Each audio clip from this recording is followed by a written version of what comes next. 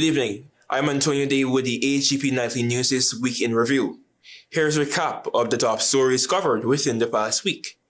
We begin with news on Monday. A tragic incident at the Georgetown Public Hospital has left a young woman dead and a family demanding answers. A full investigation is now underway as questions continue to swirl about patient safety and mental health monitoring the country's main referral hospital. Travis Chase has that story.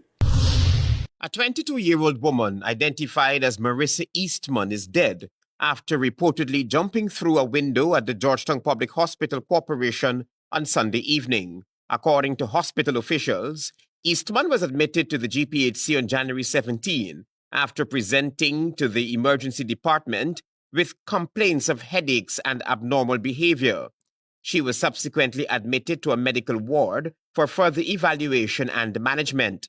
A statement issued by the GPHC said the patient was reviewed by the internal medicine team and later referred for psychiatric assessment due to observed behavioral concerns. The hospital noted that psychiatric services were attended and that at the time of assessment, no suicidal or psychotic symptoms were identified. However, at approximately 6:55 p.m. on Sunday, January 18, an alarm was raised indicating that the woman had jumped through a window on the female medical ward. Hospital staff responded immediately, but the young woman was pronounced dead at the scene. The death has sparked grief and outrage among family members, who Sunday evening alleged that the tragedy may have resulted from negligence on the part of the hospital. When we came, while home, we get a call that she jumped through the window from the third floor. So, Travis, which means nobody was paying attention to her. When we were there before she actually get the medication, 4 of us had to hold her down. So, you're telling me the nurses did not see that this person need help or need to be observed? Relatives questioned why the woman was not restrained or placed on suicide watch. The family also claimed that the young woman was pregnant at the time, adding to the emotional weight of the loss. Why was she behaving erratic? Basically, she's 6 months pregnant, right? She had an issue probably with her boyfriend. So this is what she was asking her auntie. Y'all know what's going on, y'all telling me. He sent her a message saying... In response, GPHC said it has since met with the patient's family and has initiated a full internal investigation to determine the circumstances surrounding the incident.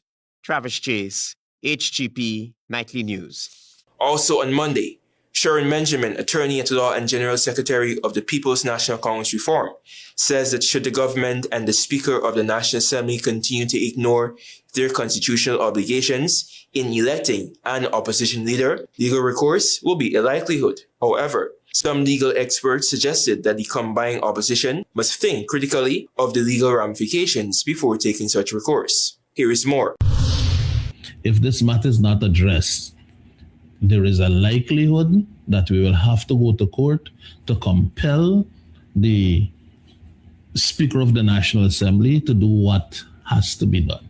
That was Attorney at Law and People's National Congress Reform General Secretary Sharon Benjamin during a recent press conference. Benjamin argued that being out of the country does not prevent the Deputy Speaker from facilitating a meeting with the opposition on the election of its leader. He said the government continues to make baseless excuses. Coretta MacDonald, Member of Parliament for the Partnership for National Unity, also commented on the matter. The issue here is that the government is doing what they want to do. It's a whole lot of delaying tactics. Meanwhile, Attorney at Law Christopher Ram, in an exclusive interview with Nightly News, said in keeping with legal principles, he believes the court could not entertain a case that relates to internal parliamentary affairs. At this juncture, he explained. It depends on how strongly they argue the case and how disposed the court is to the matter.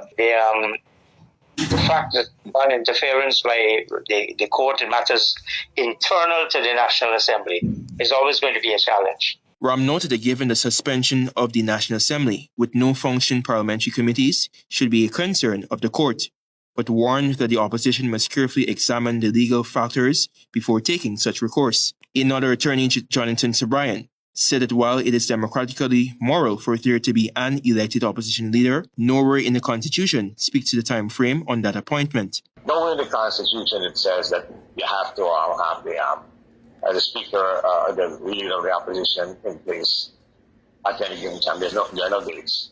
Sir Brian further said that if there were further amendments to the 1980s Constitution, only then the opposition case would have been substantial. Antonio De reporting for the HEP Nightly News. Over to news on Tuesday. Explosive allegations of sexual exploitation, abuse of authority, and misconduct have once again surfaced at the Guyana Police Force training institution, prompting urgent calls for high-level intervention. Here's more from Travis Chase. In a detailed complaint sent to the media, trainees who have requested anonymity out of fear of victimization claim that sexual harassment and abuse have become systemic and unchecked at the Guyana Police Force Training Institution located on Camp Street. This is not the first time the institution has been rocked by allegations of sexual misconduct involving trainees and senior ranks. The trainees allege that on the night of Thursday, January 15, into the early hours of Friday, January 16, 2026, male officers, instructors, and civilians were inside the compound well after visiting hours in clear violation of established rules. Several female trainees were reportedly unaccounted for during the night.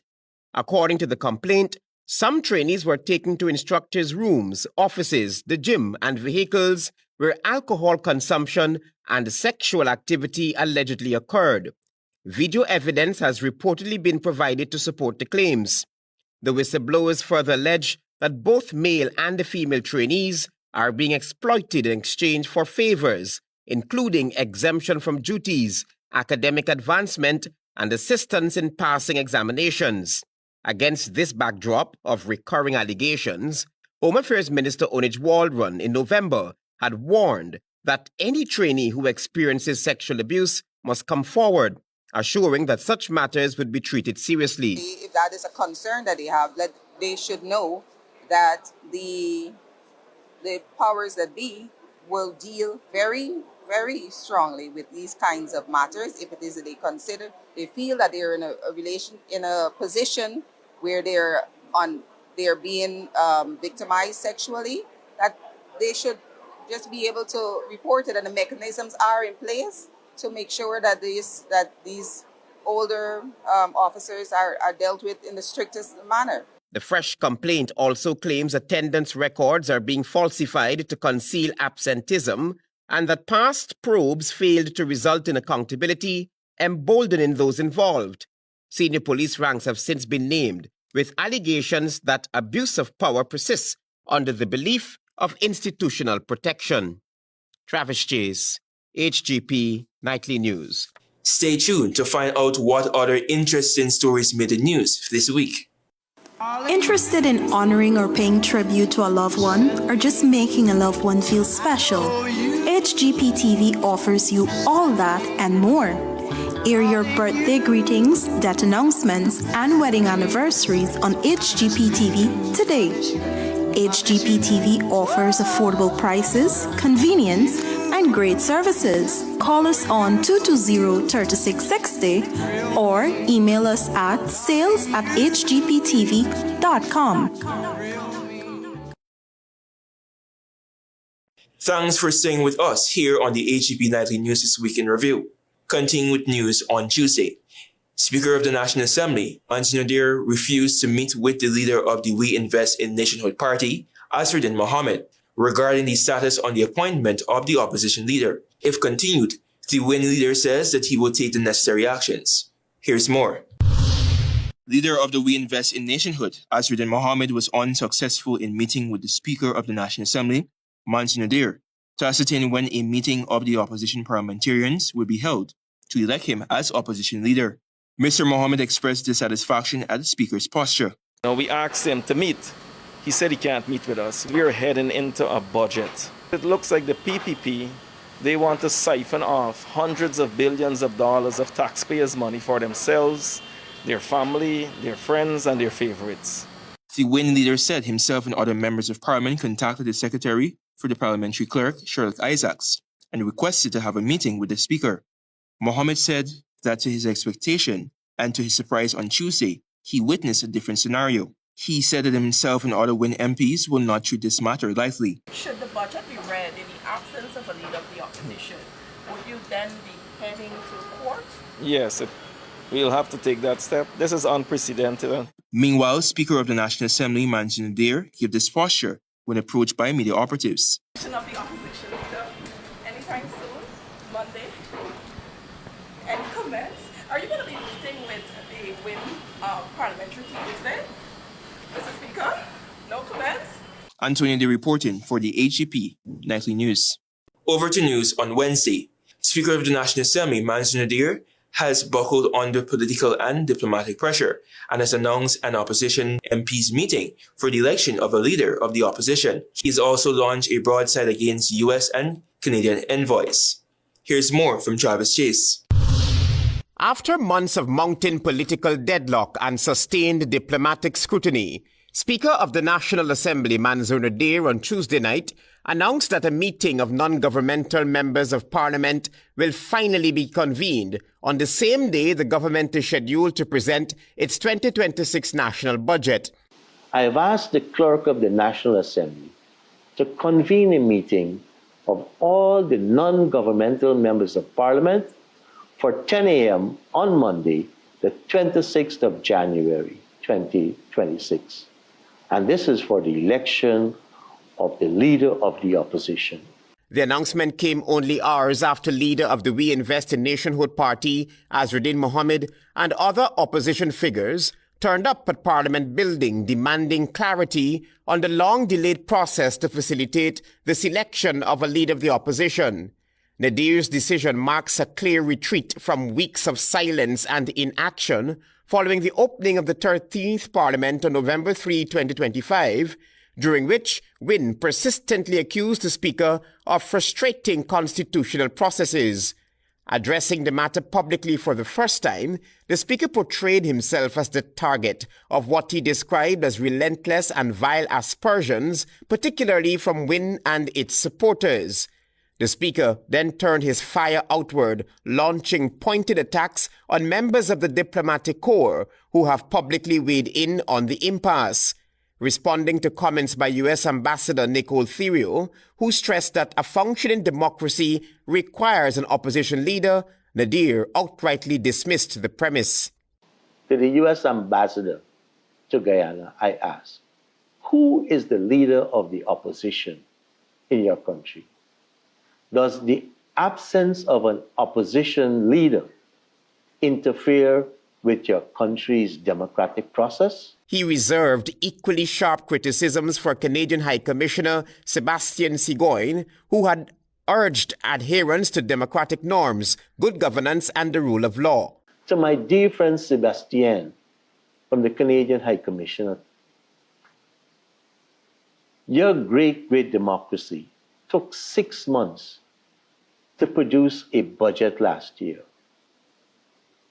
And your country has the unique distinction of having a person who was never elected to Parliament serve as a Prime Minister, a person imposed on the citizens of Canada by the former Prime Minister, Justin Trudeau. Mohammed, who is sanctioned by the United States and is currently before the local courts in relation to an extradition request, holds a commanding position within the opposition benches. Wynne controls 16 of the 29 opposition seats, making Mohammed the presumptive choice for the post once a vote is held. Travis Chase, HGP Nightly News. Still with news on Wednesday, hours after the leader of the For Ghana movement made her party's position clear on electing an opposition leader, a date has since been confirmed. Marvin Cato reports.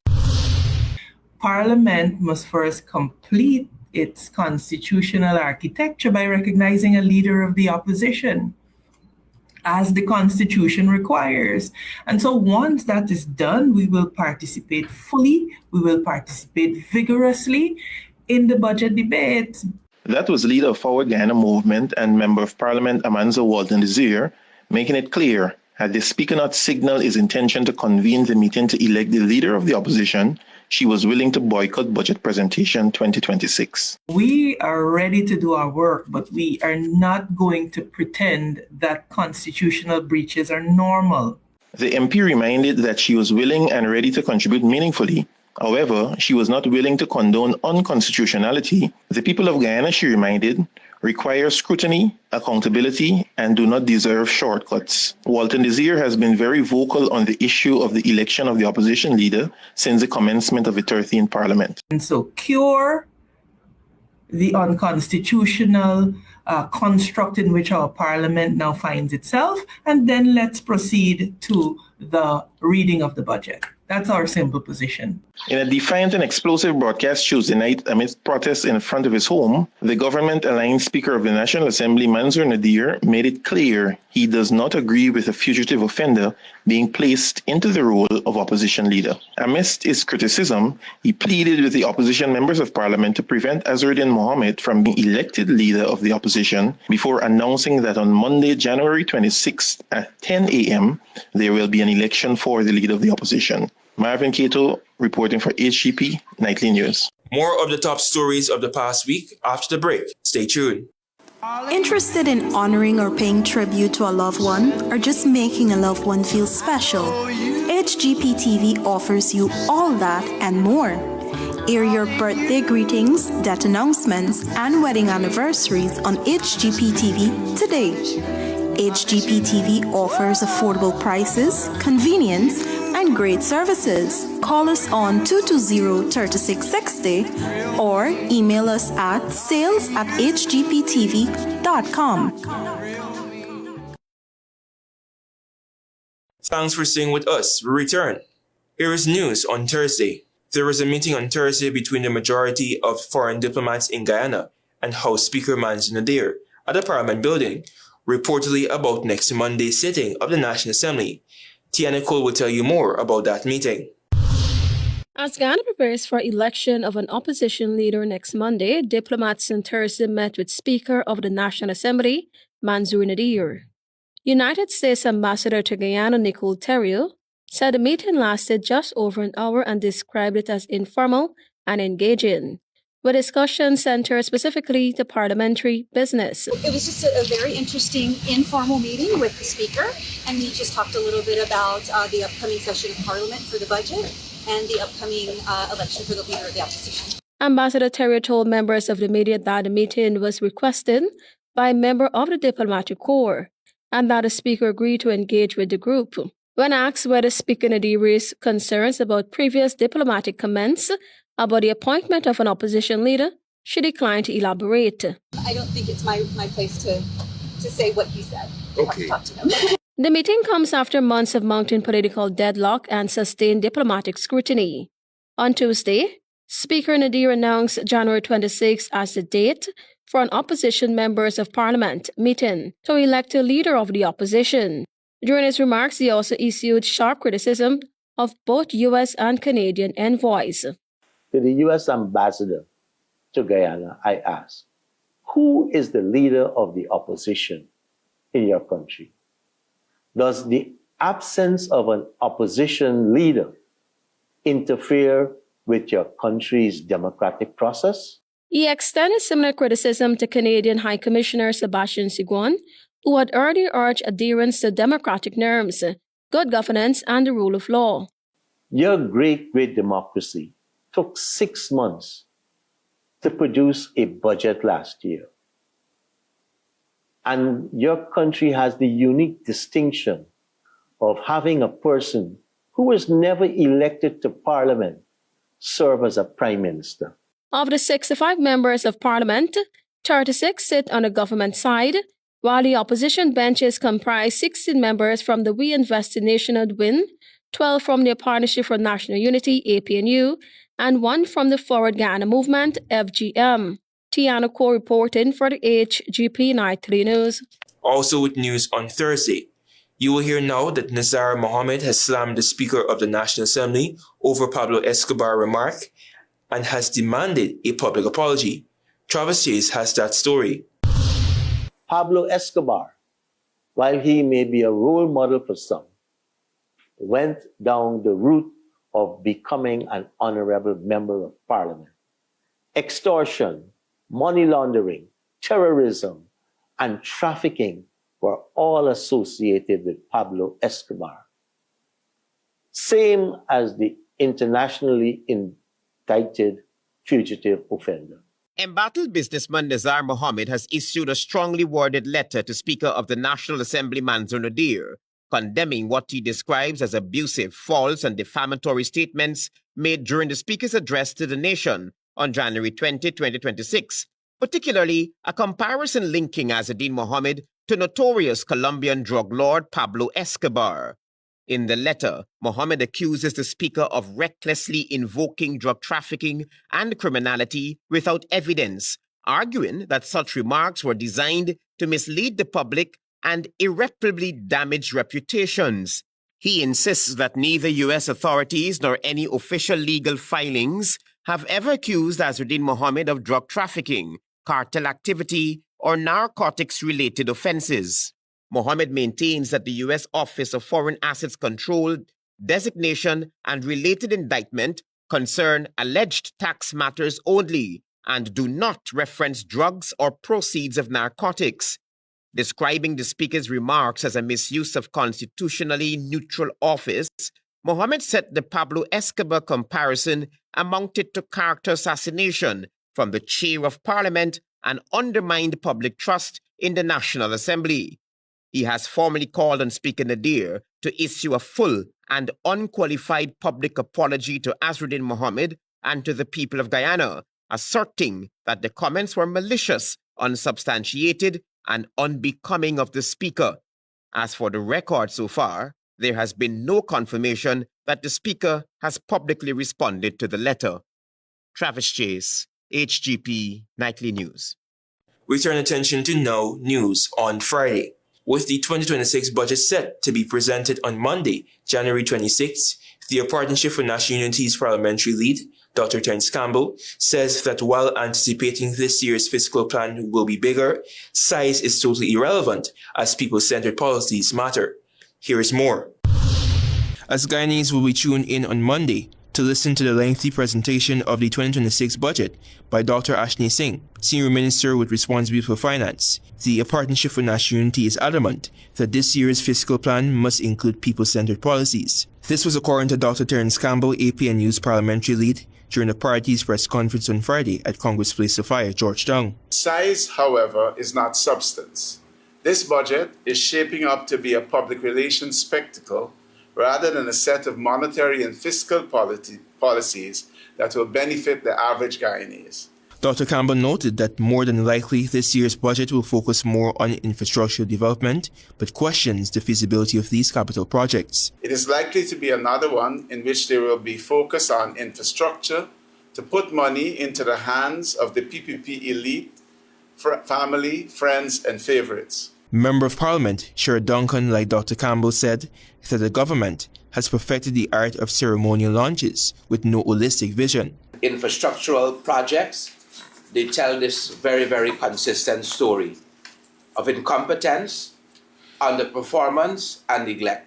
The APNU Member of Parliament reminded that his party's manifesto offered a people-centered plethora of measures that included a tax-free threshold of $400,000 per month, a graduated public service wage increase up to 35%, old age pension of $100,000 per month, tertiary and technical education stipends of $50,000 per month, among other lucrative measures. Ganesh Manipal, Member of Parliament, said that he's hoping that in this year's budget, the government can increase the old age pension, which is pegged at a staggering $41,000 per month. How much will we see increase in old age pension? Will we see it going to $100,000? Antonio De reporting for the HGP Nightly News. And lastly, dodging reporters and lashing out at what he brands as fake news, Speaker of the National Assembly Mansour Nadir speaks about that Thursday afternoon meeting with several diplomats based in Guyana. More in this report from Travis Chase. The Speaker, who emerged briefly after a closed-door meeting with diplomats at the public buildings on Thursday, accused sections of the media of ambushing foreign envoys and misrepresenting what he insists was a routine procedural engagement. Today we met, and some members of the fake media accosted my friends from the diplomatic community, uninvited, and is now spewing a different narrative. Nadir maintained that his discussions with members of the diplomatic community had nothing to do with personalities, despite the growing international focus on the prolonged absence of an opposition leader in Guyana's parliament. We also discussed how office holders are elected, including the election of leader of the opposition. But we never discussed personalities, especially Mr. Azuddin Mohammed. He further revealed that he has also engaged a representative of the private sector, though details of that discussion were not disclosed by Nadir. I met with them and we discussed the very same issues: how Parliament operates, how the issue of questions to ministers originate, is examined, and migrates onto an audit paper. We talk about our constitutional role. The Speaker's latest comments come just days after a nationally televised address in which he fiercely defended his stewardship of Parliament and condemned what he described as violent, vicious, and unprecedented attacks from Mohammed and the Win Party. In that address, Nadir also took aim at sections of the media and members of the diplomatic corps, accusing them of crossing lines and undermining parliamentary authority. Despite his insistence that process, not personality, guides his actions, legal minds argue that the Speaker's words and conduct tell a different story, one where procedure is invoked selectively and the media is blamed whenever uncomfortable questions refuse to go away. Travis Chase, HGP Nightly News. That has brought us to the end of the HGP Nightly News This Week in Review. On behalf of the Nightly News team, thanks for watching and do have a safe weekend. Goodbye for now.